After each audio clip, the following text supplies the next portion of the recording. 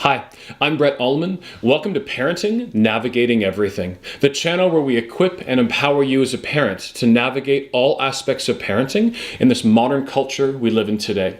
So this is the 7th video in a series I'm doing talking about how we can have a better relationship with our phones. I will tag the first video above so that if this is your first time here, you can start back at the beginning.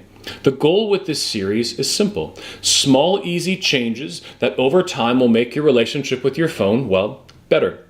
Today I want to talk about our phones and driving. We need to get better at this. I was driving home from a speaking engagement only yesterday. The drive was about 3.5 hours long. 3 different times on my drive home, I had to use my horn to get the attention of the person around me who was driving while on their phone. 2 times I was at a stoplight and the light turned green. Ford moved all the cars except for the one in front of me because they were on their phone. And the last one, I was on a highway, 3-lane highway. Guy in the left lane began to veer into me in the middle lane. I quickly moved into the far right lane, and I watched this guy just continue to move into the middle lane. He wasn't changing lanes. I sped up, and there he was texting with 2 thumbs while driving on his phone. Here's some quick statistics. I'll give you the description of the website. I'll put the link down in the description. Number 1, drivers engaged in visual manual interactions with cell phones, i.e. texting, are up to 8 times as likely to be involved in a crash. 8 times. Number 2, Canadians say that texting while driving is one of the biggest threats to their personal safety. And number 3, 27% of fatal crashes in BC were due to distraction. Police across Canada say that the distracted driving statistics now are, the numbers are higher in collisions than impaired driving, if you can believe that. Now, I fully acknowledge that distracted driving is more than just using our phones. We could be using a navigation system, changing stations, eating, drinking coffee, just not paying attention.